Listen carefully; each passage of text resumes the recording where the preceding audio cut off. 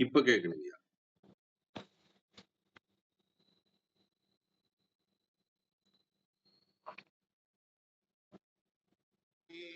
சோம்பர் இருப்பது சுத்த வெளியிலே, சோம்பர் கிடப்பதும் சுத்த வெளியிலே, சோம்பர் உணர்வு சுருதி முடிந்திட, சோம்பர் கண்டார் அச்சு. அனைவருக்கும் இனிய காலை வணக்கங்கள். ஓம் திருமூலர் திருவடிகள் போற்றி போற்றி. திருமந்திரம் தந்திரம் 4 அத்தியாயம் 12 போனாபதி சக்கரம். இதுல ஒரு 15 எழுத்துக்களை சொல்றாரு. பொன்னிறம், வெண்ணிறம், செந்நிறம் அப்படின்னு சொல்லி அந்த எழுத்துக்களை ஜெபிப்பதன் மூலம் போகமும் மோட்சமும் அடையலாம். வாழ்க்கையிலே கிடைக்கின்ற அனுபவிக்கின்ற வாய்ப்புகளும் இறைவனை அடி சேருகின்ற வாய்ப்பும் இந்த மந்திரத்தின் மூலமாக கிடைக்கும். இந்த 15 எழுத்துக்களை கொண்டு 20 வரிகளாக 300 பாடல்கள் தான் லலிதா சகஸ்ரநாமம் அப்படின்றது ஒரு ரெஃபரன்ஸ்ல பார்த்தேன். நன்றி. வாருங்கள் ரத்தனகுமார் ஐயா, வணக்கம். நன்றிங்க. திருச்சிற்றம்பலம். திருமூலர் திருவடிகள் போற்றி போற்றி.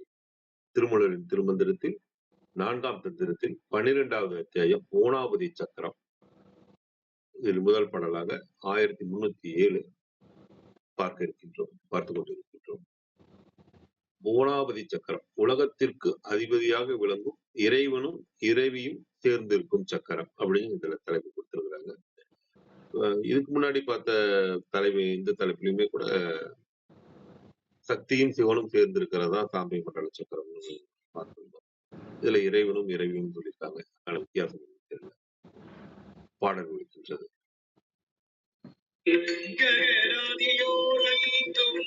காணியல் பொன்மை பகராதியோர் ஆரே அறத்தமே போலும், சகராதியோர் நான்கும் தான் சுத்த வெண்மை, ககராதி ஊபித்தை காமிய முத்தியே.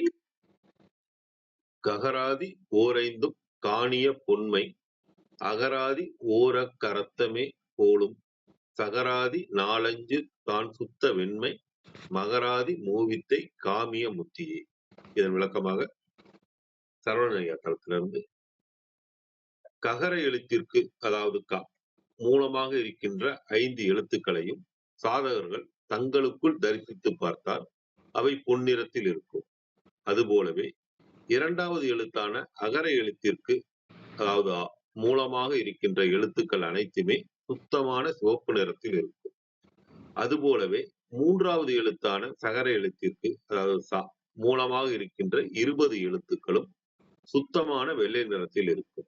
உலகத்திற்கு அதிபதியாக விளங்கும் இறைவனும் இறைவியும் சேர்ந்திருக்கின்ற போனாபதி சக்கரத்தில் இருக்கின்ற இந்த 3 எழுத்துக்களையும் அதன் மூல எழுத்துக்களாகிய 26 எழுத்துக்களையும் மானசீகமாக தமக்குள் தரிசிக்கும் சாதகர்களுக்கு ஆதியிலிருந்தே உயிர்களை தொடர்ந்து வருகின்ற படைத்தல், காத்தல், அழித்தல் ஆகிய 3 பிறவி சுழற்சியில் சிக்கியிருக்கும் சுத்த வித்தையிலிருந்து இந்த 3 எழுத்துக்களையும் ஞானமாக தெரிந்து கொள்கின்ற அபரவித்தை பெற்று அதன் பிறகு அதை தமக்குள்ளேயே அனுபவபூர்வமாக உணர்கின்ற பரவித்தையை பெற்றால் ஆதியிலிருந்தே தம்மை தொடர்ந்து வருகின்ற அனைத்து கர்ம வினைகளையும் நீங்கி முக்தியை இறையருளால் அடைவார்கள் அப்படின்னு கொடுத்திருக்கு. தேவாரம் டாட்டோஜில என்ன கொடுத்துருக்குன்னு பாத்துக்கலாம். இது கொஞ்சம் பெருசா இருக்கு, பட் ஆனா படிச்சிடறேன் நானு.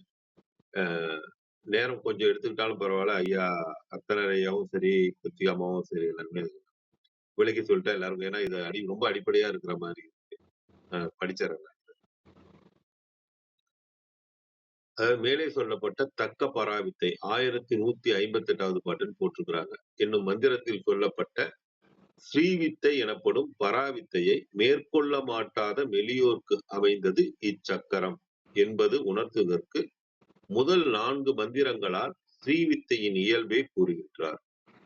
ககாரத்தை முதலில் உடைய 5 எழுத்துக்களும் பொன்னிறமுடையன. ககாரத்தை முதலில் உடைய 6 எழுத்துக்களும் செந்நிறம் உடையன. சகாரத்தை முதலில் உடைய 4 எழுத்துக்களும் தூய வெண்ணிறம் உடையன.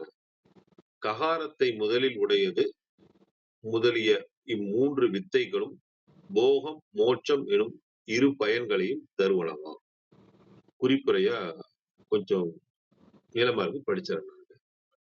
ககாரத்தை முதலில் உடைமை பற்றி இவ்வித்தை, அதாவது ஸ்ரீ வித்தை, காதி வித்தை என்றும் சொல்லப்படுகின்றது. ககராதி 5ஆவன கா, ஏ, ஈ, லா, கிரீம் என்பன. அகாரத்தை தமிழ் முறையால் அகாரம் என ஓதினார்.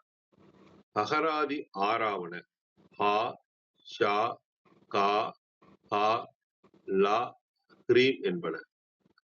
சகாரத்தையே அவ்வாறு சகராதி என்றார். ஷகராதி 4ஆவன ஷா, கா, லா, கிரீம் என்பன. இ15 எழுத்தின் தொகுதி பஞ்ச ததாட்சரி எனப்படும். சக்திக்குரிய மந்திரங்களில் தலையானதாக கொள்ளப்படுவது லலிதா திரிசதி தோத்திரம் எனும் 300 நாமங்கள் கொண்ட கோவை. அந்நாமங்கள் இங்கு காட்டிய எழுத்துக்களில் ஒவ்வொன்றை முதலாக கொண்டு ஓரெழுத்திற்கு 20ஆக, அதாவது 15x20 300 உள்ளன. எனவே அவற்றின் முதலெழுத்துக்களின் தொகுதியே இப்பஞ்ச தசாட்சரியாம். இ15 எழுத்தும் இம்மந்திரத்தில் சொல்லப்பட்டவாறு 3 பகுதிகளாக கொள்ளப்படுகின்றன. ஒவ்வொரு பகுதியும் கிரீம் என்பதை ஈற்றில் கொன்று நிற்றல் அறியத்தக்கது. இம்மூன்று பகுதிகளும் முறையே வாக்பவ கூடம், காமராஜ கூடம், சக்தி கூடம் எனப்படுகின்றன.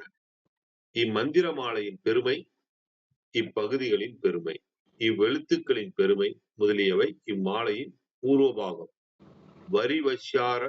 வரிவஷ்யா ரகசியம் என்னும் நூல் முதலியவற்றில் பலவாக சொல்லப்படுகின்றன. இவற்றிற்கு முதல் நூல் திரிபுரை என்னும் சக்திக்குரிய உபநிடதமாகிய திரிபுரோப நிடதமாம். இப்பஞ்சததாட்சரி மந்திரம் காயத்ரியின் மற்றொரு வடிவம் எனவும், இன்னும் பொதுவாக யாராலும் அறிந்து சொல்லப்பட்டு வரும் காயத்ரியினும் இது மிக மேலானது எனவும், காயத்ரியை வெளிப்படையாக கூறும் வேதம் இதனை அவ்வாறு கூறாமல் மிக மறைபொருளாக சில சங்கேத குறியீட்டு சொற்களால் கூறுகின்றது எனவும், இங்கனமாகவே இவ்வெழுத்துக்களை கொண்ட லலித திரிசதி சோத்திர வழிபாடே எல்லா வழிபாட்டின் பயனையும் தந்து சர்வ பூர்த்திகரி ஆகின்றது எனவும் கூறுவர். இம்மந்திர வழிபாட்டுக்குரிய ஸ்ரீ சக்கரம் பற்றி மேற்குறித்த பராவித்தை கூறிய இடத்தில் சொல்லப்பட்டது. ஸ்ரீ என்பது லட்சுமி பீஷம் எனவும், இதனை இவற்றோடு கூட்டி சோடாசாட்சரியாக கொள்வது மிக உயர்ந்தோர்க்கு உரியது எனவும் கூறுவர்.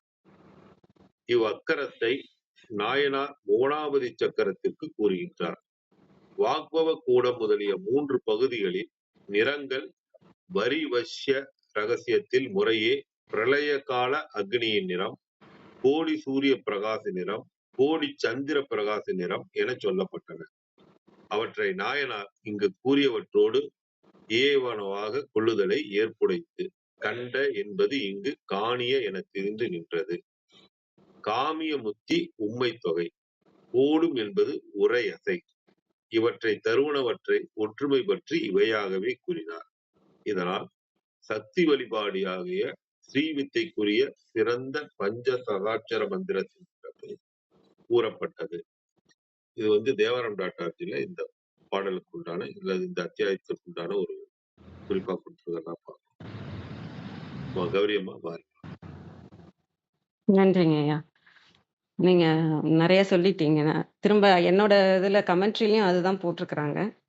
அதனால நம்ம நேரா மந்திரத்தோட அர்த்தத்துக்கே போயிடலாம். அனைவருக்கும் அன்பு வணக்கம். ஓம் நந்தியம்பெருமான் திருவடி போற்றி, ஓம் திருமூலர் திருவடி போற்றி, ஓம் நம சிவாய். இன்றைக்கு இந்த ககராதி ஓரைந்தும் காணிய பொன்மை ககராதி, அதாவது இது போனாபதி சக்கரம் நம்ம இன்னைக்கு ஆரம்பிக்கிறோம். அந்த போனத்துக்கு எல்லாத்துக்கும் அதிபதியாகவும் எல்லா புவனத்தையும் ஆள்பவளாகவும் இருப்பவ வந்து புவனேஸ்வரி தேவி. அவங்கள வழிபடுற முறைய இந்த 12 பாட்டு இருக்கு. அதுல பார்க்கலாம். இது வந்து ஃபர்ஸ்ட்ல வரியில வந்து ககராதி ஓரைந்தும் காணிய பொன்மை. அந்த மந்திரங்கள் இப்ப வந்து நம்ம பஞ்சாட்சர மந்திரம் சொல்லுவாங்க இல்லையா? 5 பஞ்சம்னா 5 அட்சரங்கள்னா எழுத்துக்கள். அந்த 5 எழுத்துக்கள் மந்திரம் பஞ்சாட்சரம்ன்றோம் இல்லையா? இது வந்து 15 எழுத்துக்கள் கொண்டது. பஞ்ச தசாக்ஷரி. பஞ்சன 5 தசா 10 15 தசாக்ஷரி. 15 எழுத்துக்கள் கொண்ட அந்த வைப்ரேஷன்ஸ் கொண்ட மந்திரம். அது புவனேஸ்வரி தேவிக்கான மந்திரம் அப்படின்னு சொல்றாங்க. அதுல ஃபர்ஸ்ட் லைன்ல வந்து அந்த ஃபர்ஸ்ட் ஓர் ஐந்தும் ஃபர்ஸ்ட் வந்து 5 லெட்டரும், அடுத்தது வந்து அகராதியில் ஓர் 6 எழுத்தும், அப்புறம் சகராதியில ஒரு 4 எழுத்தும், மொத்தமா 15 லெட்டர்ஸ் கொண்ட இந்த மந்திரம் வந்து காணிய பொன்மை. ஃபர்ஸ்ட் இதுல வந்து இந்த ஓர் ஐந்தும் காணிய பொன்மை.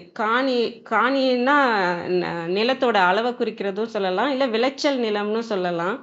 இங்க வந்து இந்த பொன்மையா பார்க்கறது வந்து அக்னி மண்டலத்தை நான் பார்க்குறேன். அந்த மூலாதாரத்துல இருந்து அநாகதம் வரைக்கும் இருக்கிற இடம். அங்கதான் இந்த எழுத்துக்கள்லாம் உறைவிடமாகவும் அங்க அந்த எழுத்துக்களுக்கான விளை நிலமாகவும் நான் பார்க்குறேன். அந்த இடம் அந்த எழுத்துக்கள்லாம் வேலை செய்யற இடமா பார்க்குறேன். அக்னி மண்டலமாகவும் அதுக்கான கலர் வந்து தங்க நிறமாகவும், 2வது வரியில வந்து ரெட் கலர் சொல்றாங்க. அகராதி ஓர் 6 ரத்தமே போலும் அப்படின்றாங்க. அது வந்து சூரிய மண்டலம். அடுத்து வந்து அடுத்த 4 லெட்டர் வந்து சகராதி ஓர் 4ம் நான் சுத்த வெண்மை. அந்த வெள்ளை நிற எழுத்துக்கள் வந்து ஆக்ஞா சக்கரத்துல இருந்து சகஸ்திரதலம் வரைக்கும். ஆக நம்ம மூலாதாரத்துல இருந்து சகஸ்திரதலம் வரைக்கும் அனைத்தையுமே இயக்க வல்லது இந்த மந்திரங்கள். இது ரொம்ப ரொம்ப புனிதமான மந்திரம். இதை நம்ம படிக்கிறதுக்கே ரொம்ப இதா இருக்கணும்னு சொல்றாங்க. நான் இந்த தடவை இது ஃபர்ஸ்ட் டைமா நானும் கேட்குறேன், பார்க்குறேன். அம்மா சொல்லி கிருத்திகா அம்மா சொல்லுவாங்க. இன்னைக்கு அவங்களோட இதுதான் நம்ம நிறைய கேட்கணும். ஏன்னா அவங்களுக்கு இதை பத்தி நிறைய தெரிஞ்சிருக்கிறதுனால நான் சீக்கிரமாவே முடிச்சிடுறேன். அப்புறம் 4வது வரியில வந்து ககராதின்னு போட்டிருக்காங்க. சரவணனையா தளத்துல மகராதின்னு போட்டிருக்காங்க. வித்தைன்னா வேதகால தியானம். அந்த உபாசன முறைகள் இருக்கு இல்லையா? அதுதான் வித்தை. மந்திர தியான முறைகள். இது வந்து சாதாரணமா சொல்றது இல்லை. இதுக்குன்னு பல முறை. இந்த மந்திரம் சொல்றதுக்கு அந்த தியானம் எப்படி பண்ணணும், அந்த மந்திரம் எப்படி சொல்லணும், எவ்வளவு நாள் செய்யணும்னு அது ஒரு பெரிய உபாசனா சொல்றாங்க. காமிய முக்தியே. காமிய கர்மம்னா விரும்பும் பயன் கருதி செய்யும் செயல். உலக தேவைக்காக செய்யற செயல். அதனால உலக தேவைகள் எல்லாத்தையும் நமக்கு பூர்த்தி செஞ்சு நமக்கு முக்தியையும் கொடுக்க வல்ல மந்திரம் இதுவும் அப்படின்ற சகல சௌபாக்கியங்களையும் கொடுத்து மோட்சத்தையும் கொடுக்க வல்ல ஒரு மந்திரம் இது அப்படின்றது மட்டும்தான் பார்க்குறேன். கிருத்திகாமா அவர் சொல்லிடலாம். நன்றி, அனைவருக்கும் நன்றி. வாங்கம்மா கிருத்திகாமா. வணக்கம்மா.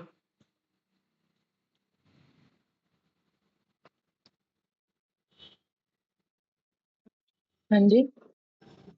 அனைவருக்கும் இனிய காலை வணக்கம். இன்றைய ரொம்ப முக்கியமான ஒரு பகுதியை வந்து நம்ம அடையிறோம். இந்த புவனாபதி சக்கரம் அப்படிங்கிறது எதனால அவ்வளோ முக்கியம்? நம்ம நிறைய சக்கரங்கள் பார்த்துட்டோம் இல்லைங்களா? வைரவி பார்த்தோம், திரிபுரை பார்த்தோம், இன்னும் நிறைய சக்கரங்கள் தேவியினுடைய பல்வேறு விஷயங்கள் நம்ம பார்த்துட்டு வந்துட்டு தான் இருக்கோம். ஆனா இந்த புவனாபதி சக்கரம் அப்படிங்கிற இந்த பகுதி மாத்திரம் எதனால ரொம்ப முக்கியமானது அப்படின்னு நம்ம சொல்றோம் அப்படிங்கிறதுக்கு ஒரு காரணம் இருக்கு. ஏன்னா புவனை அப்படின்னா யாரு அப்படின்னாக்க இந்த உலகத்தை முழுவதுமாக ஆழக்கூடியது. அதாவது அப்படின்னா யாரும் இல்லையா? தேவி நம்ம இதுவரைக்கும் பார்த்தவங்க எல்லாரும் தான். ஆனால் இந்த நம்ம இந்த இந்த இந்த நம்ம இப்ப வாழக்கூடிய இந்த பூமி வந்து ஸ்வேதவராக கல்பம் அப்படின்னு சொல்லுவாங்க. இது என்ன அர்த்தம் அப்படின்னாக்க நம்ம பேசுறதுதான். இது வந்து இது சொன்னோடனே என்னமோ நம்ம வந்து புதுசா ஏதோ சொல்றாங்கன்னு நினைச்சுக்க வேண்டாம். நம்ம அதை ஊழி அப்படின்னு சொல்லுவோம் இல்லைங்களா? அப்ப இந்த இந்த ஊழி காலத்துல இந்த ஊழி துவங்கினதுல அந்த அந்த இடத்துக்கு பேரு ஸ்வேதவராக கல்பம். அப்ப இந்த ஸ்வேதவராக கல்பத்துல இந்த உலகத்தை ஆளக்கூடிய சக்தியாக, அந்த சக்தியாக பராபட்டாரிகா என்று சொல்லக்கூடிய லலிதைய நம்ம கொண்டாடுறோம். அப்போ இந்த உலகத்தை இந்த ஸ்வேதவராக கல்பத்துல இருக்கக்கூடிய அத்தனை கோடி ஜனங்களையும் அத்தனை கோடி உயிர்களையும் காப்பதற்கு உருவான சக்தி. அப்படின்னா என்ன அர்த்தம்? இத மாதிரி நிறைய கல்பங்கள் இருக்கு. இந்த கல்பம்ல ஒரு கல்பம்லயும் இதே மாதிரி தேவியினுடைய அவதாரம் நிகழ்கிறது. இந்த தேவியினுடைய அவதாரம் மிக முக்கியமாக 4 அவதாரங்கள் 4 இடத்துல பேசப்படுகிறது.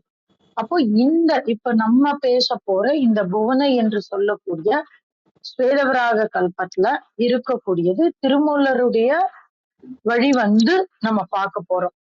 அப்போ இந்த புவனை அப்படிங்கிறவ யாரு அப்படின்னு நீங்க பாத்தீங்கன்னா, நமக்கு ஏற்கனவே சொல்லப்பட்டிருக்கிறது. என்ன சொல்லியிருக்காங்க? இவ பாலை, புவனை, திரிபுரை இதெல்லாம் நம்ம பாலா பார்த்திருக்கோம், நம்ம திரிபுரை பார்த்திருக்கோம். இந்த வியாபகங்களின் மொத்த உருவமாக புவனை நமக்கு காட்சி தருகிறாள் அப்படின்னு. அவளுக்குன்னு ஒரு உருவம் இருக்கு, அவளுக்குன்னு குறிகள் இருக்கு, அவ கையில என்ன வச்சிருக்கா அப்படின்னு இருக்கு. நம்ம புவனேஸ்வரி அப்படின்னு அவளை கொண்டாடுவோம் இல்லைங்களா? இவ யாரு அப்படின்னா, இவளுக்கு 15 விதமான ரூபங்கள் சொல்றாங்க. அதுவும் மூக்க பஞ்சஸ்துதி அப்படின்னு மூக்க பஞ்சஸ்ததி அப்படின்னு ஒரு ஸ்லோகம் இருக்கு. அது நம்ம இருக்கக்கூடிய இந்த காலகட்டத்துல நமக்கு மிக அருகாமையில் இருக்கக்கூடிய ஒரு காலகட்டத்துல எழுதினது. அப்படின்னா அருகாமையில் இருக்கக்கூடிய காலகட்டம்னா ஏதோ நேற்றுக்கு முந்தா நேற்றுக்கு எழுதினதுலாம் நினைச்சுக்க வேண்டாம். ஆதிசங்கரருடைய காலத்திற்கு பிறகு நான் சொல்றது. மூக்கர் அப்படின்னா அவருக்கு காது கேட்காது, அவருக்கு பேச வராது. ஆனா அவர் தான் இந்த மூக்க பஞ்சஸ்துதிய எழுதினது. அப்ப இந்த மூக்க பஞ்சஸ்துதியில ஆர்யா சதகம்னு ஒண்ணு இருக்கு. இந்த ஒரு பகுதி இருக்கு. இந்த ஆர்யா சதகம்ங்கிறது 15 விதமான தேவியினுடைய உருவங்களை நமக்கு சொல்கிறது.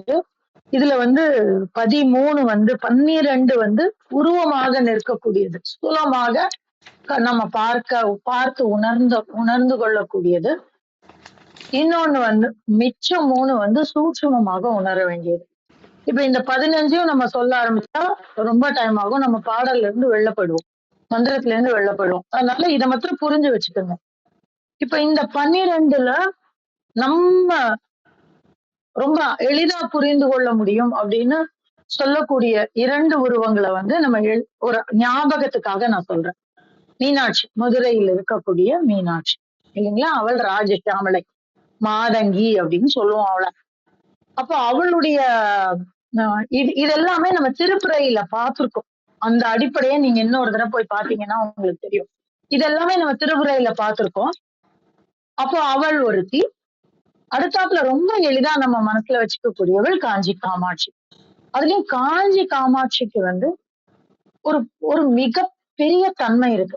என்ன அப்படின்னா, இந்த மொத்த தேவியரின் உருவமாக அதாவது இப்ப இருக்கக்கூடிய கோவில்கள்ல நம்ம ஏதோ ஒரு என்ன சொல்றது ஒரு வடிவத்தை பார்க்கலாம். அதாவது அவள் மந்திர ரூபமா இருப்பா சில இடங்கள்ல, சில இடங்கள்ல ஸ்வரூபமா இருப்பா, சில இடங்கள்ல யந்திர ரூபமா இருப்பா, ஒரு சில இடங்கள்ல தந்திர ரூபமா இருப்பா. இப்படி எல்லாம் இருக்கு.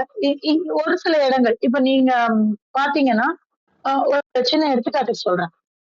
ராகுஸ்தலம் அப்படின்னு கும்பகோணம் பக்கத்துல உப்பிலிப்பன் கோயில் பக்கத்துல ஒரு கோயில் இருக்கு.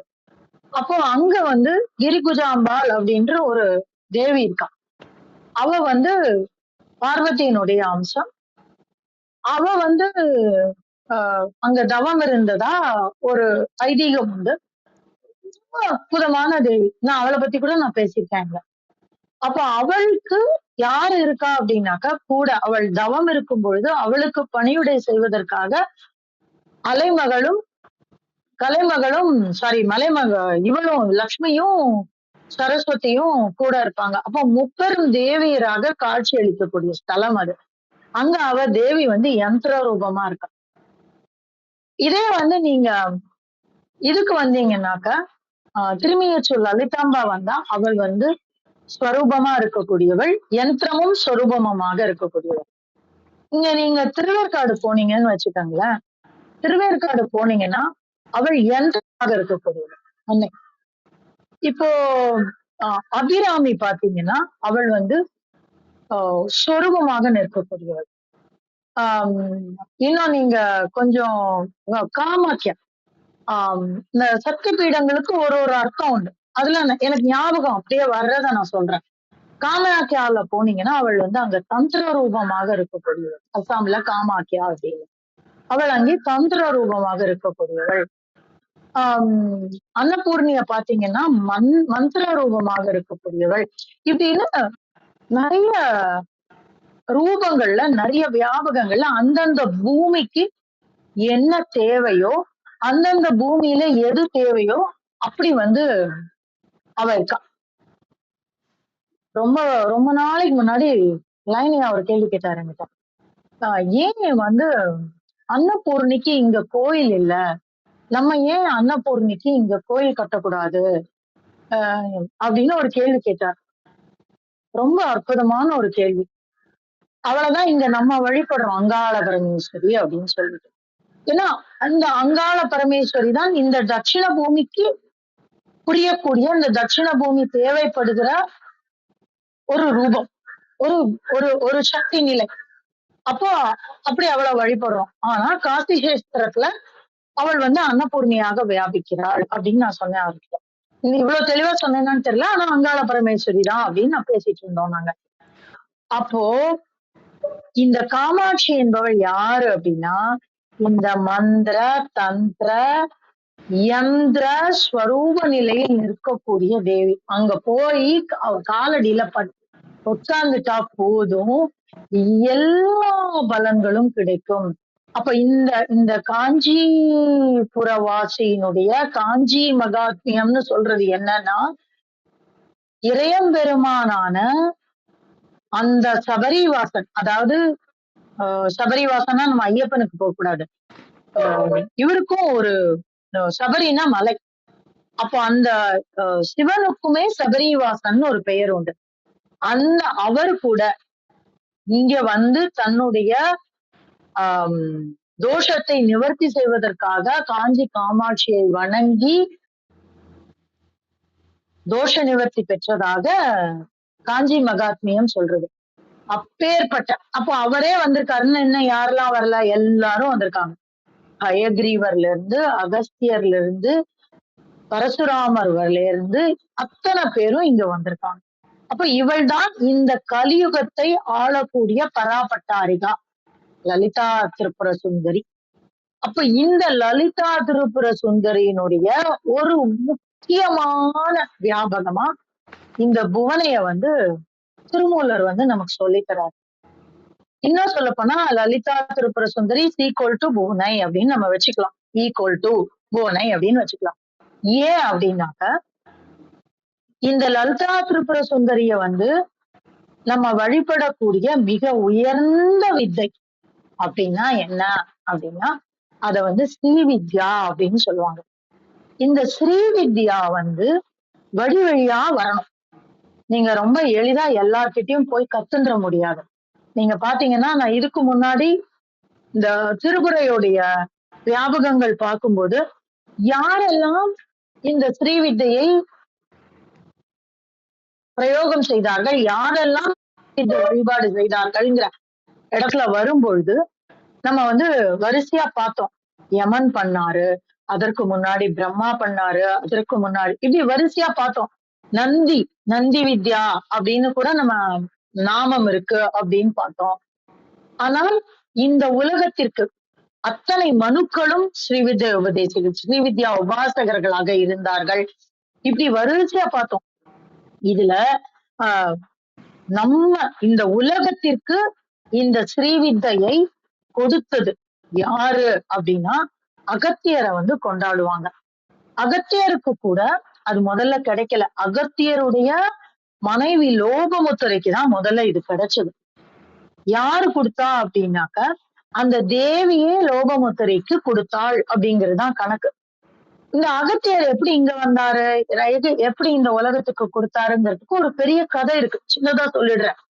அவர் வந்து காசிதான் ரொம்ப பெரிய கஷேத்திரம், அங்கதான் நான் இருப்பேன் அப்படின்னு லோகமுத்திரையோடு அங்க இருந்தார். அப்போ தேவிக்கு வந்து திருவுளம் வந்தது, இந்த உலகத்தாருக்கு இவன் இந்த இடத்த விட்டு போனாதான், அதாவது ஞானத்துல ஆழ்ந்துட்டா இந்த உலகத்துக்கு இவன் மூலமாக கிடைக்க வேண்டிய விஷயங்கள் கிடைக்காது. அதனால என்ன பண்ணணும், இவன் இந்த காசியை விட்டு கிளப்பணும் அப்படின்னு முடிவு பண்றான். முடிவு பண்ணி காசியை விட்டு கிளப்புறதுக்கு ஒரு ஒரு சின்ன பிரச்சனையை ஏற்பாடு பண்ணுறான். என்னன்னா இந்த மேரு வந்து இந்த மலை வந்து என்ன ஆறுதுன்னா நடுவுல நிக்கிறது. ரெண்டு பேருக்கும் அகந்தை, சூரியனுக்கும் அவருக்கும். நான் இல்லைன்னா நீ சூரியனுடைய நான் வந்து வழிமறித்தால் சூரியனால் வலம் வர முடியாது, இந்த தெற்கில் இருந்து வடக்கு கிழக்குன்னு சுத்தி வர முடியாதுன்னு அவருக்கு ஒரு இது வந்துடுச்சு. தட்சிண மேரு என்று சொல்லக்கூடிய அந்த மலை அவருக்கு ஒரு அகங்காரம் வந்துட்டு, அதனால ஓவரா வளர்ந்து நிக்கிறாரு. சூரியன் வர முடியல. இந்த கதையெல்லாம் நான் முன்னாடி சொல்லியிருப்பேன் கண்டிப்பா. அப்ப அவனுடைய அது யாரு அப்படின்னாக்க அகத்தியருடைய மாணவர். அப்ப அவருடைய அகங்காரத்தை அடக்கணும்னா அகத்தியர் வந்தாதான் முடியும்னு அகத்தியர் அந்த வழியா அனுப்புறாங்க. அகத்தியர் வராரு. வரும்பொழுது தட்சிணமேருவை தாண்டும் போது அவர் அகத்தியரை பார்த்தோம்னா தன்னுடைய சொரூபத்தை அடக்கி கொண்டு வணங்குறாரு. அப்ப அவர் சொல்றாரு, நான் தெற்க போயிட்டு வரேன், தெற்க போயிட்டு வரும்போது வர வரைக்கும் நீ கொஞ்சம் இப்படி அமைதியா இரு அப்படின்னு சொல்லி அவர் தெற்க வந்ததா ஒரு ஒரு புராணம் உண்டு.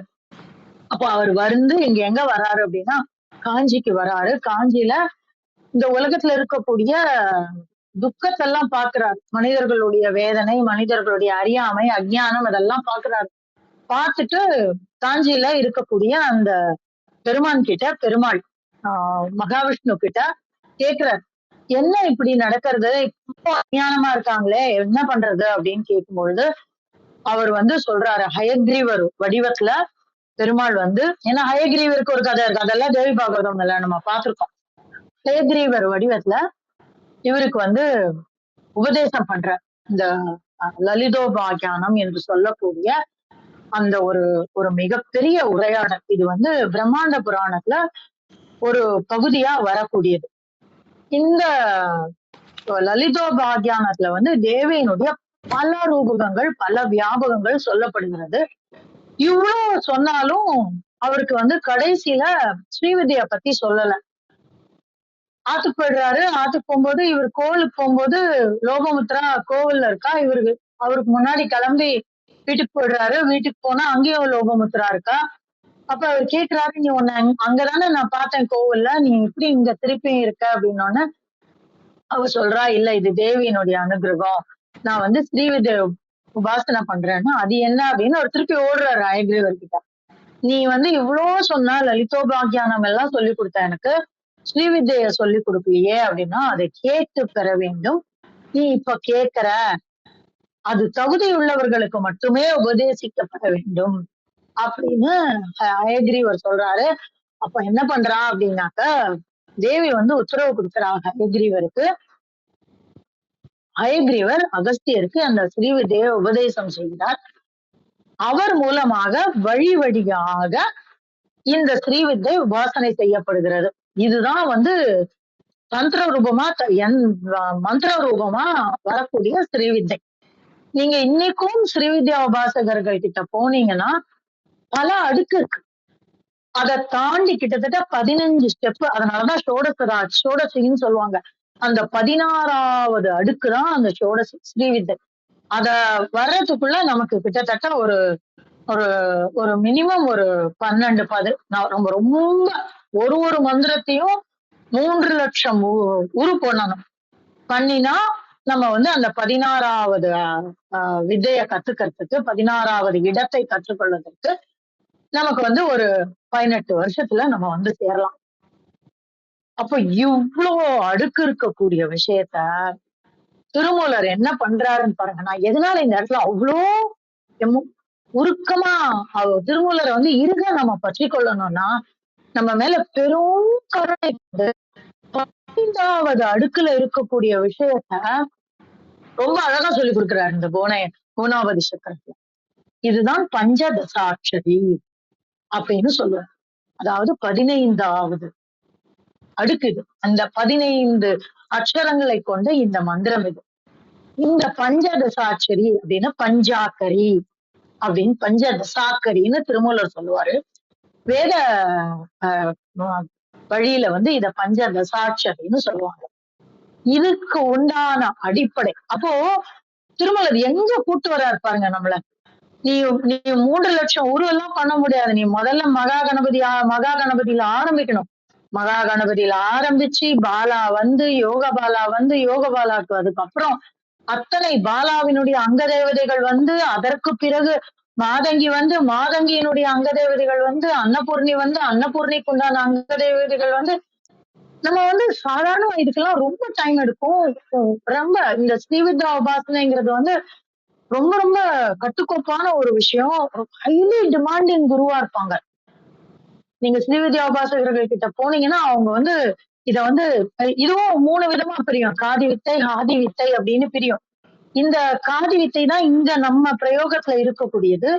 இந்த இடத்துல வந்து ரொம்ப எளிதா இந்த இந்த இந்த நம்ம பஞ்சதசாட்சரி வந்துட்டாலே நமக்கு தெரியும் நம்ம எந்த இடத்துல இருக்கோம், நம்ம இனி பிறப்பில்லைங்கிறத வந்து நம்ம 100% முடிவு பண்ணி சொல்லிடலாம்.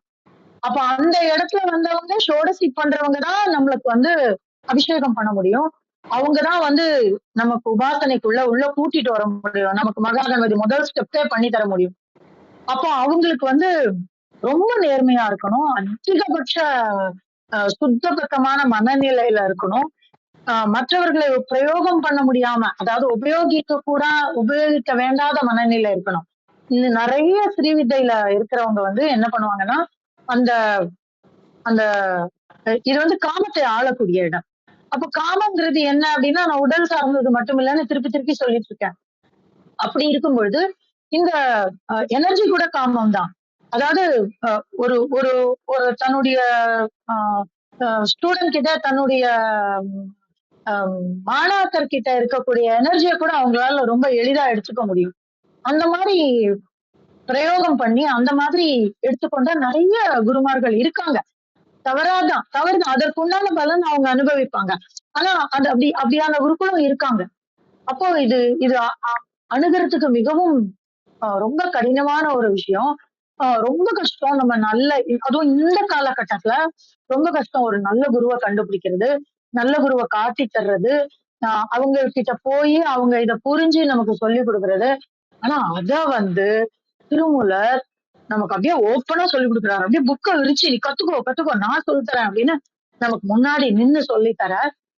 அதுதான் இந்த புவனாவதி சக்கரம் அப்படின்னு சொல்லக்கூடிய இந்த புவனையை சொல்லக்கூடிய 300 பாடல் அவர் தனியா எழுதிட்டார். இந்த திருமந்திரத்துல 3000 போக புவனை கட்கம் என்று சொல்லக்கூடிய திருமந்திர மாலை 300ன்னு சொல்லுவாங்க. அத இன்னொரு இடத்துல அதை புவனை கட்கம்னு சொல்லுவாங்க. இந்த புவனை கட்கம் முழுக்க தந்திர நூல். இந்த தந்திர நூல்ல அவர் வந்து புவனை அப்படி கொண்டாடி இருப்பார். அப்படின்னா அப்படி கொண்டாடி இருப்பாரு. அந்த 300 பாடல்களும் புவனையினுடைய பல்வேறு வியாபகங்கள். நம்ம இந்த அர்த்த கர்மம் சொல்றோம் இல்லையா, இந்த அர்த்த கர்மத்தையும் நம்ம மாரணம், வசியம், தம்பனம் இதெல்லாம் பார்த்தோம் இல்லையா. நம்ம இந்த அத்தனைக்கும் அதிபதி யாரு அப்படின்னாக்க இவதான். மொத்த சக்கரத்துக்கும் அதிபதி யாருன்னா புவனை தான். நீ எந்த சக்கரத்தை வழிபட்டாலும் சரி, பைரவி சக்கரம் பண்ணாலும் சரி, திருபுரை சக்கரம் பண்ணாலும் சரி, எல்லாரும் எங்கதான் போய் நிப்பாங்க அப்படின்னாக்க இவள் புவனையிடம் தான் வந்து நிற்பார்கள். அப்ப ஏன் அதெல்லாம் சொல்லி கொடுத்தாங்க அப்படின்னா, வேத வழியில வந்த மாதிரி அவர் அடுக்கடுக்கா நம்மளை இவ்வளவு நாள் கூட்டிட்டு வந்திருக்கார். பாலை, யோகபாலா, அன்னபூர்ணா, திரிபுரை இப்படி வரிசையா சொன்னோம் இல்லையா. அததான் அவர் வந்து இவ்வளவு நாளா நம்மள வரிசையா கூட்டின்னு வந்தாரு. கூட்டின்னு வந்து இப்ப வந்து பஞ்சதசாட்சரியில வந்து நம்மள நிற்கிறாரு. இந்த பஞ்சதசாட்சரியில இந்த புவனை சக்கரத்துக்கு ஒரு பெயர் இருக்கு. என்ன அப்படின்னா எந்திரராஜன் அப்படின்னு சொல்றாரு. இது அவரே சொல்றாரு. இந்த மந்திரமாலை 300ல ஒரு விஷயம் இருக்கு. இந்த திருமந்திரத்துல இருக்கக்கூடிய ஒரு மந்திரம் கூட இதுல இருக்காது, இந்த 300ல இருக்காது. ஒரே ஒரு மந்திரம் தவிர. எது அப்படின்னா இந்த மந்திரம். இன்றைக்கு நம்ம பார்க்கக்கூடிய இந்த புவனாபதி சக்கரத்துல இருக்கக்கூடிய இந்த மந்திரம் இருக்கு பாத்தீங்களா? ககராதி ஓரைந்தும் காணிய பொன்மை அகராதியோர் அர்த்தமே போலும் சகராதியோர் நான்கும் தான் சுத்த வெண்மை ககராதி மூவித்தை காமியமுத்தியே என்று சொல்லக்கூடிய இந்த ஒரு மந்திரம் மாத்திரம் அந்த புவனை கட்கத்துல ஆரம்பத்துல இருக்கும். அதுதான் 2வது மந்திரம். அதாவது விநாயகர் காப்புக்கு அப்புறம் இருக்கக்கூடிய முதல் மந்திரமாக இந்த மந்திரம் தான் இருக்கு. அப்போ இந்த ககராதி அப்படின்னு சொல்லக்கூடியது என்ன அப்படின்னு நம்ம பார்த்தோம்னா, ககரத்தை முதலாக சொல்லக்கூடிய இந்த 5 எழுத்துக்கள். அந்த நான் சொல்லிட்டே இருந்தேன் பாத்தீங்களா, 5 எழுத்து. 5 எழுத்தை பத்தி அவர் சொல்றாரு. பஞ்சாட்சரத்தையும் சொல்லலாம், திருமூலர் சொல்லக்கூடிய சக்தி பீஜம் என்று சொல்லக்கூடிய அதையும் சொல்லலாம் அப்படின்னு சொல்லுவோம் இல்லையா? இதுல கஏயலகரீம் அப்படின்னு ஒரு வார்த்தை இருக்கு. க ஏ ல ரீம். இந்த க எங்க வரும் அப்படின்னு பாத்தீங்கன்னா, இந்த தேவியை சொல்லக்கூடிய நிறைய அவளுடைய வியாபகத்தை சொல்லக்கூடிய, இப்ப கூட வாசிச்சாங்க, வரிவசியா ரகசியம், திருப்புரா ரகசியம். இந்த பாஸ்கர பட்டாச்சாரியார்னு இருக்கிறார். அந்த பாஸ்கர் ராயர் தான் இந்த உலகத்துக்கு அவரை சொல்லுவாங்க. பாஸ்கர் ராயரை யாரு அப்படின்னு சொல்லுவாங்கன்னா, அகத்தியருடைய மறு உருவம். அகத்தியரே பாஸ்கர் ராயராக வந்தா அப்படின்னு சொல்லி நான் இவரை பத்தியும் நான் சொல்லியிருக்கேன், பாஸ்கர் ராயரை பத்தியும் சொல்லியிருக்கேன். அவர் தான் லலிதா சகசரநாமத்துக்கு உரை சொன்னவர். அப்போ உரை சொல்லும் பொழுது தேவியினுடைய 64 லட்சம் யோகினிகள் இருக்காங்கன்னு சொன்னோன்னே யாரோ ஒருத்தர் கேள்வி கேட்கிறாங்க, 64 லட்சம் யோகினின்னு சொல்றீங்களே, எனக்கு 64 லட்சம் யோகினியுடைய பெயரையும் உங்களால சொல்ல முடியுமான்னு கேக்குறாங்க. இது காசி கஷேத்திரத்துல நடந்ததா புராணங்கள் உண்டு. அப்போ எல்லாரும் சுத்தி இருக்கா, எல்லாரும் எழுதுறதுக்கு உட்கார்ந்துக்கிறா. அப்போ அவர் நான் சொல்றேன் அப்படிங்கிறார். சொல்லும் பொழுது அவங்க எப்படி இந்த 64 லட்சம் யோகினியை எப்படி சொல்ல முடியும் அப்படின்னு எல்லாரும் ஆச்சரியப்பட்டு எழுதுறதுக்கு உட்கார்ந்துட்டு இருக்காங்க. அப்போ சொல்ல ஆரம்பிக்கிறாரு. மடை திறந்த வெள்ளம் மாதிரி பெயர்கள் போய்கொண்டிருக்கு. பார்த்தா என்னன்னா தேவி அவருடைய மடியில் அமர்ந்து அந்த நாமங்களை சொல்வதாக எல்லாரும் உணர்றாங்க, எல்லாரும் பாக்குறாங்க. அப்ப அத்தனை பேருக்கும் பாஸ்கர் ராயர் மூலமா தேவி காட்சி கொடுத்தா அப்படிங்கிறது. அப்பேற்பட்டவர் எழுதிய நூல் தான் இந்த வரிவசியா ரகசியம்னு இந்த ஸ்ரீவித்தையினுடைய மிக பெரிய ஒரு பலனை, ஒரு தத்துவத்தை சொல்லக்கூடியது. இதெல்லாம் படிச்சா நம்மளால, நான் இங்க இருந்து அங்க போனவன், திருமூலர் கிட்ட இத்தனையும் படிச்சுட்டு அவரு பிச்சுக்கு கொடுத்துட்டாரு எனக்கு. அத கத்துண்டு நான் ஸ்ரீவித்தைக்கு போகும்பொழுது தான் எனக்கு திருமூலர் நமக்கு சொன்ன எவ்வளோ பெரிய விஷயத்த இப்படி எளிதா தூக்கி கையில கொடுத்திருக்காருங்கிற ஒரு பேர் அதிசயம் எனக்கு புரிஞ்சுது. ஏன்னா அது எளிதில கிடைக்காது. இதுல இன்னும் ஒரு பெரிய விஷயம் என்னன்னா, நான் சொன்னேன்ல, இந்த 15 அடுக்கு 16வது அடுக்கு போறதுக்கு நம்ம இத்தனை காலம் வெயிட் பண்ணணும்னு. என்னை பார்த்த நொடியில அந்த ஸ்ரீவித்தை எனக்கு தந்த அந்த குரு என்ன பண்ணாருனாக்க, 15வதுக்கு நீ தகுதியானவள், அதனால 16 டைரக்டா பண்ண முடியாது, அதனால நீ இந்த 15 கொஞ்ச நாள் பண்ணு, அபிஷேகம் நடக்கும் அப்படின்னு சொல்லி அவரு சொன்னாரு. ஏன்னா அந்த ஒரு அருளை திருமூலர் நமக்கு தராரு.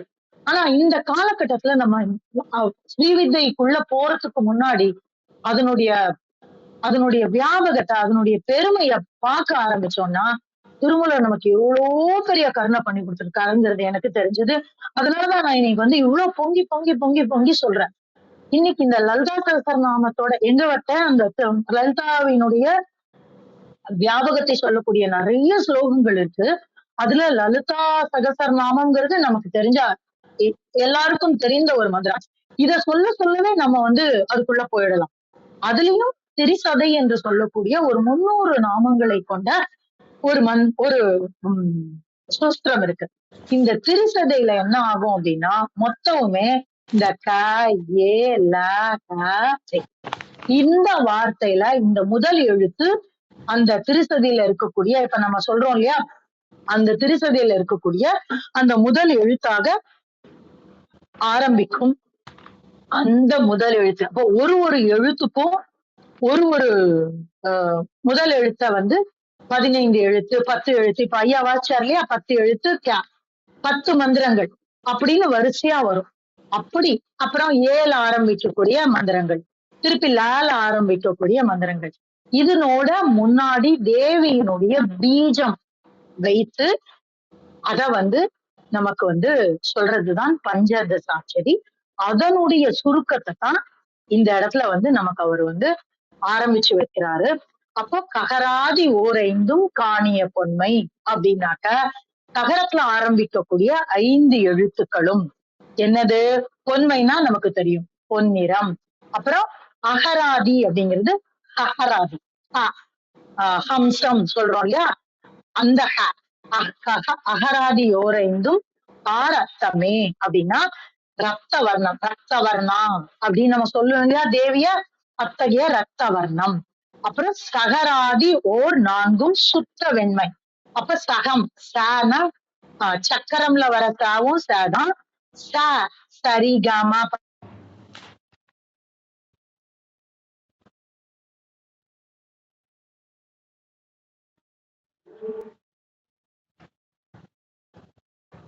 மூவித்தை. அப்புறம் திருப்பியும் வந்து கா வருது நமக்கு. அந்த கா வந்து என்ன அப்படின்னாக்க, இந்த 3ம் காமிய முக்தி. காமிய முக்தினா என்ன அப்படின்னா, ஈக பர சுகங்களை கொடுக்கக்கூடியவள். அதாவது இந்த லோகத்திலேயே நமக்கு நன்மையை தரக்கூடியவள். எது நன்மை? நான் அடைந்து விட்டேன் என்ற எண்ணத்தை தருவதுதான் நன்மை. நமக்கு நம்ம நினைச்சுட்டு இருக்கோம் ஏதோ முழுக்க முழுக்க கொண்டு வந்து செல்வத்தை குவிச்சிடுவா ஸ்ரீவித்தை பண்ணினா அப்படின்னு. அப்படி கிடையாது. ஸ்ரீவித்தை நம் ஆழ்ந்து செல்ல செல்ல நான் அடைஞ்சிட்டேன், எனக்கு இனிமே கிடைக்கக்கூடியது எதுவுமே இல்லைங்கிற ஒரு நிறைவு வருது பாத்தீங்களா? அந்த நிறைவுதான் அதை இந்த உடம்புல, இந்த பிறவியில, இந்த க்ஷணத்துல நம்மளால உணர முடியுதுல்ல, அதுதான் இக பரசுகம். இக சுகம். பரசுகம் என்னது? மேல போய் தேவியோடு சேர்ந்திருப்பது, இல்லைன்னா அவ என்ன சொல்றாளோ அதை செய்யறது. இதுதான் அந்த இகபர, அதுதான் காமிய முக்தி. இந்த உடல்லயே நமக்கு கிடைக்கக்கூடிய அந்த காமிய முக்தி, அதை தரக்கூடியவளாக அவள் இருக்கிறாள் அப்படின்னு. இந்த ககராதி ஓர் 5 அப்படிங்கிறது என்ன அப்படின்னா கயே இலக்கியம். அதை நம்ம ஏற்கனவே பார்த்திருக்கோம். அதுக்கு அகராதி, அகராதி அப்படின்னு ஆரம்பிக்கிறாங்க. இந்த ஹால ஆரம்பிக்கக்கூடிய இந்த 6 எழுத்து என்ன அப்படின்னா கிரீம். இந்த கிரீமுக்கு இந்த அடுத்த மந்திரத்துல அவர் வந்து நமக்கு அதற்கு உண்டான ஒரு விளக்கத்தை தருவாரு. அந்த கிரீம். அப்புறம் சகராதி அப்படின்னா கிரீம். அப்போ கயே இலகரி, ககலகரி, சகலகரி. இந்த 4 சேர்ந்து தேவியினுடைய பீஜம் வரும். இந்த 4ம் இத வந்து 3 வகையா பிரிக்கிறோம் இல்லையா நம்ம, கக கக சக அப்படின்னு பிரிக்கிறோம் இல்லையா. இந்த 3ம் நமக்குள்ளேயேதான் இருக்கு. ஸ்ரீவித்தையே நமக்குள், நாம தான் ஸ்ரீவித்தை. இந்த ஸ்ரீ சக்கரமே நம்ம தான் ஸ்ரீ சக்கரம். எது அப்படின்னா இந்த 3 கூடங்கள் நமக்குள்ள இருக்குன்னு சொல்றேன் இல்லையா, காமராஜ கூடம், மத்திய கூடம், வாக்பவ கூடம் அப்படின்னு சொல்லுவோம் இல்லையா. இந்த கூடங்களோட வடிவமாதான் நம்ம வந்து இத பார்க்கணும். இந்த 3 மண்டலங்களையும் சொல்லக்கூடிய, குறிக்கக்கூடிய 3 அடுக்குகள், 3 தான் இந்த மந்திரம்னு சொல்லக்கூடியது. இதுல வந்து என்று சொல்லக்கூடியது சிவம், சக்தி, உலகம், காமம் எல்லாம் சேர்ந்தது, அதான் பொன்னிறம். அப்புறம் சூரியன், சந்திரன், மன்மதன், ஹம்சன், இந்திரன் இதெல்லாம் கூடியது வந்து காமராஜ கூடம்னு சொல்லுவாங்க. இத வந்து செந்நிறமாக சொல்லக்கூடியது.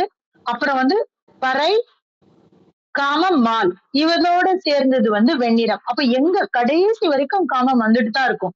எந்த காமம் எப்பதான் நிற்கும் அப்படின்னா இத வந்து நம்ம சைவ சித்தாந்தத்துல ஆணவ மலம்னு நம்ம சொல்லுவோம். சோ இது வந்து ரொம்ப ஆழமா, 2 ஒரே பாதையில பயணிக்கக்கூடியதுதான். ஒரே அர்த்தத்துல 2 சொற்களால் சொல்லக்கூடிய வார்த்தைகள் தான் இந்த அவளுமே. இது வந்து புவனேஸ்வரி பீஜம்னு நம்ம சொல்லுவோம். இது எல்லாத்துக்கும் நடுவுல ஹ்ரீம் என்று சொல்லக்கூடிய அந்த ஒரு மந்திரமும் வரும். நீங்க பாத்தீங்கன்னா இன்னும் கூட போகும். நானே பாருங்க எவ்வளவு நேரம் எடுத்துக்கிட்டேன்.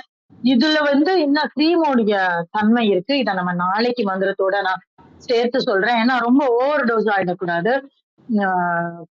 மொத்தத்துல யாருக்கும் கிடைக்காத ஒரு ஒரு அதாவது தவம் இருந்து யாருக்குதான் இந்த ஸ்ரீவித்தை கிடைக்கும் அப்படின்னா, ஜென்ம ஜென்மமா அந்த ஸ்ரீவித்தைய செய்து தேவி வழிபாடு பண்ணி வந்தவங்களுக்கு மட்டும்தான் ஸ்ரீவித்தை கிடைக்கும்னு சொல்லுவாங்க. அந்த உபாசனா பദ്ധதியில இருக்கிறவங்க யாரும் போய் எளிதா கற்றுக்கொள்ள முடியாது.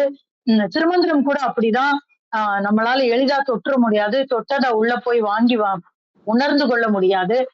ஆனா அந்த திருமந்திரத்தை நம்ம தொட்டிருக்கோம்னா கிட்டத்தட்ட ஸ்ரீவித்தைக்கு நிகரான அதே பദ്ധதி தான் இங்கேயும். நம்ம ஒரு மூலம் இல்லாம இதை தொட முடியாது. தொட்டிருக்கோம்.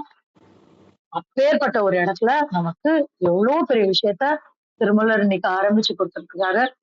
இது எத்தனை பேருக்குள்ளயும் நான் சொன்ன நான் இதுல ஒரு 1% கூட நான் சொல்லல. தேவியினுடைய வியாபகத்துல திருமூலர் நமக்கு எவ்வளவு பெரிய விஷயத்த பண்ணி கொடுத்திருக்காரு அப்படிங்கிற ஒரு விதத்துக்குள்ள 1% கூட நான் சொல்லி முடிக்கல. ஆனா அந்த 1%ல அட்லீஸ்ட் அவரே கூட நின்னு உங்களுக்கு உணர்த்தணும் அப்படின்னு நான் பிரார்த்தனை பண்ணிக்கிறேன். நன்றி நண்பர்களே. மன்னிக்கணும், ரொம்ப நேரம் எடுத்துக்கிட்டேன். நன்றி. நன்றிங்கம்மா. ரொம்ப அருமையா இருந்தது. நிறைய விஷயங்கள் சொன்னீங்கம்மா. அது ரூபங்கள் பத்தி, திருப்புர சுந்தரிய பத்தி, காமாட்சி தேவி, சோடக்ஷி தேவி, யந்திரராஜனை பத்தி நீங்க சொல்லாத விஷயம். நீங்க சொன்னது 1%. எங்களுக்கு இதெல்லாம் 100% மாதிரி தான் இருக்கு. ரொம்ப நன்றிங்கம்மா. பிரணவன் ஐயா வாங்க ஐயா. வணக்கம் ஐயா. வணக்கம். கிருத்திகா பேசும்போது ஆழ்ந்து கவனிக்கும் போது எனக்கு ஒன்னே ஒண்ணுதான் தோணுச்சு. என்னன்னா, எனக்கு ஒன்றும் தெரியாது. ஆனா தெரிஞ்சது ஒன்னே ஒண்ணுதான், சரணடைகிறத தவிர ஒன்றும் தெரியாது அப்படிங்கிறது மட்டும்தான். சரணடைகிறதுக்கு முன்னாடி என்ன பண்ணுவோன்னா பேரை சொல்லலாம். இப்போ ஒருவேளை கௌரி அம்மா வீட்டுக்கு போயிட்டோம். கௌரி அம்மா வீட்டுக்கு போகும்போது அங்க நாய் குலைக்கும், பக்கத்திலேயே வரும். ஆனா சிவனேனாலும் விடாது, அம்மானாலும் விடாது. கௌரி அம்மான்னு கூட்டாதான் கௌரி அம்மா வெளியே நாய்கிட்ட இருந்து நம்மளை காப்பாத்துவாங்க. அது மாதிரி இந்த உலகத்துல நம்ம பிறந்துட்டோம். ஒரே வழிதான், பேரை சொல்றது ஒண்ணுதான் வழி. அதான் அபிராமி அந்தாதியோட 50வது பாட்டு. நாயகி நான்முகி நாராயணி கை நளின பஞ்ச சாயகி சாம்பவி சங்கரி யாமலை சாதினன் செவ்வாயகி, அதுக்கப்புறம் யாமலை, அதுக்கப்புறம் சூலினி வாராகி மாலினி மாதங்கி என்றாயகி ஆதியுடையாள் சரணம் அரண் நமக்கே. அந்த சரணம் அடைகிறது ஒண்ணுதான் நமக்கு பாதுகாப்பு. நாராயணனே நமக்கே அப்படின்னு ஆண்டாள் சொல்ற மாதிரி அபிராமி பட்டர் சரணம் அரண் நமக்கே அப்படின்னு சொல்லியிருப்பாங்க. அப்புறம் அரணம் பொருள் என்ற அருளொன்றில்லாத அசுரர் தங்கள் முரணன்றழிய முனிந்த பெம்மானும் முகுந்தனுமே சரணம் சரணம் என நின்ற நாயகி தன் அடியார் மரணம் பிறவி இரண்டும் எய்தார் இந்த வையகத்தே. இந்த 2 பாட்டு தான் எனக்கு ஞாபகம் வந்தது. நம்ம இதெல்லாம் படிக்க முடியுமா, இதெல்லாம் பண்ண முடியுமான்னு தெரியாது. ஆனா ஒண்ணு பண்ணலாம், சரண அடையலாம். அதுதான் எனக்கு ஞாபகம் வந்தது. மொத்தத்துல கிருத்திகாவுக்கு நன்றி, அப்புறம் லயனுக்கு நன்றி, எல்லாருக்கும் நன்றி. நன்றிங்க ஐயா. சரணடைகிறது தாங்க ஐயா. உண்மையா சொன்னீங்க ஐயா. ரொம்ப நன்றிங்க ஐயா. அருமை.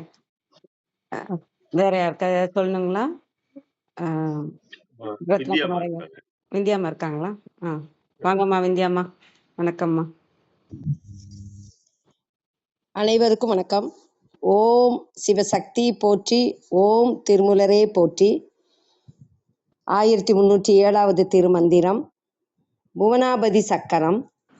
திருமந்திரம்: ககராதி ஓரைந்தும் காணிய பொன்மை, அகராதி ஓர் 6 அரத்தமே போலும், சகராதியோர் நான்குங் தான் சுத்த வெண்மை ககராதி மூவித்தை காமிய முத்தியே.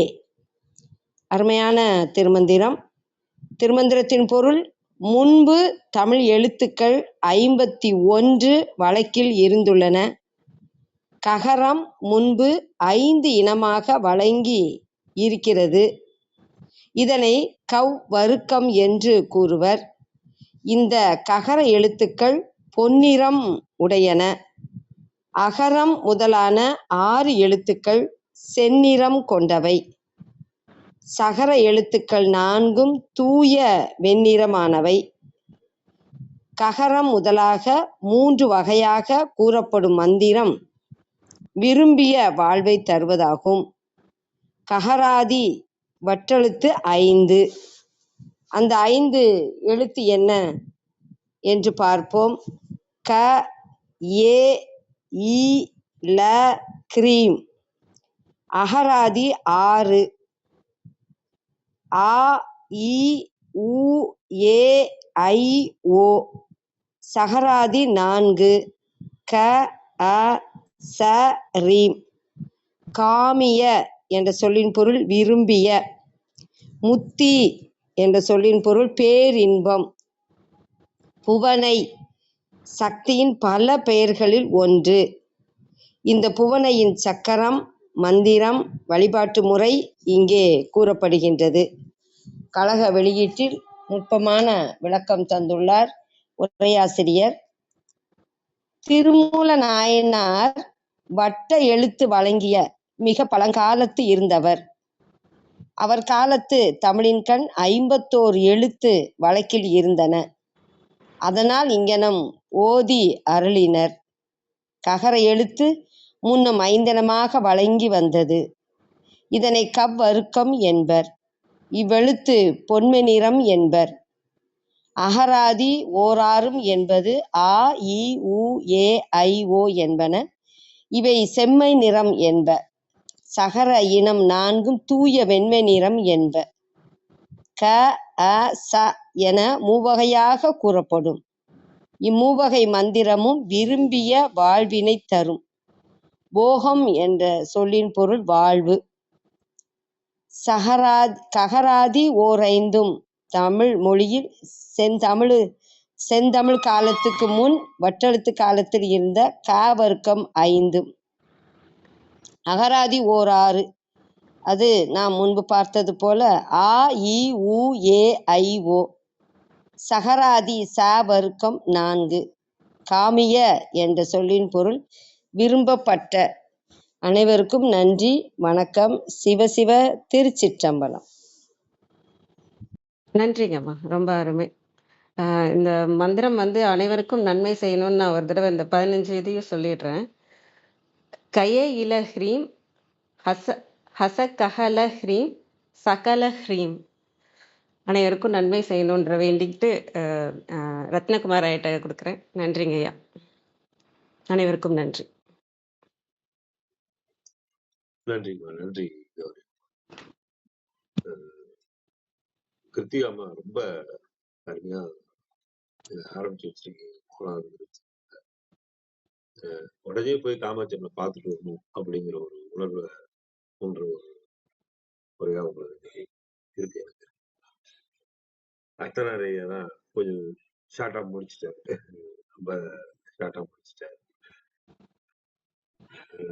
வர பாடல்கள்ல சரியா சொல்லுவாங்க. நன்றி கிருத்திகா, மிக்க நன்றிமா. கௌரிமா உங்களுக்கும் நன்றி. நிறைவு செய்து கொள்வோம். சிறிது நேரம் ஆயிட்டு இருந்தாலும் பரவாயில்ல. இது ஒரு ரொம்ப பயனுள்ள ஒரு இதாக திருமந்திரம் கேட்க மன்னிக்கணும். நான் மன்னிக்கணும் ரத்னாயா, ஒரே ஒரு நிமிஷம். நான் பொதுவா மணி பார்த்துட்டே தான் பேசுவேன். ஆனா தேவி பாகவதம் சொல்லும் போது ஒண்ணு பண்ணுவேன். கண்ணு மூடிடுவேன். மூடிட்டு பேசிட்டே இருப்பேன். இன்னைக்கு கிட்டத்தட்ட அந்த மாதிரி ஆயிடுச்சு. ஆனா நேத்தே நான் சொன்னேன், கொஞ்சம் டைம் வச்சுக்கோங்க அப்படின்னு சொன்னது. ஐ நோ கொஞ்சம் ஜாஸ்தி போகும்னு எனக்கு தெரியும். ஆனா இவ்வளவு ஜாஸ்தி போகும்னு எனக்கு தெரியல. ஆனா இது இங்க போகணும்னு, இங்க வரணும்னு இருக்கு. அதுக்குதான் வந்திருக்குது. So I'm also happy. நன்றி.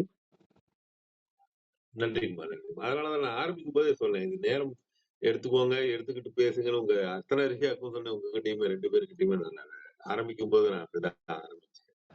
அந்த நேரம் எடுத்துக்கிட்டு சொல்லுங்க. இதுல உண்மையாவே எனக்கு ஒண்ணுமே தெரியாது சார். அதனாலதான் நான் எதுவும் சொல்லல. இனிமேல் தான் தெரிஞ்சுக்கணும். எப்பவும் நீங்க சொல்ற வார்த்தை தாங்க. நன்றிங்க, நன்றிங்க.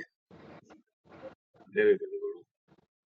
திருமந்திரம் கேட்க ஓத பயில அறிவில் உணர்வில் தூய்மையும் ஆன்ம உணர்வும் துணிவும் சஞ்சலம் சங்கடமற்ற வாழ்க்கையும் சிவன் மீது உண்மையான உணர்வுகளும் கிட்டும். யான் பெற்ற இன்பம் பெருகை உபயோகம் என்ற திருமூலன் கூற்றுக்கிணங்க வந்திருந்து கருத்துக்களை பகிர்ந்து சான்றோர்களுக்கும் மெய்யன்பர்களுக்கும் மிக்க நன்றி. தலம்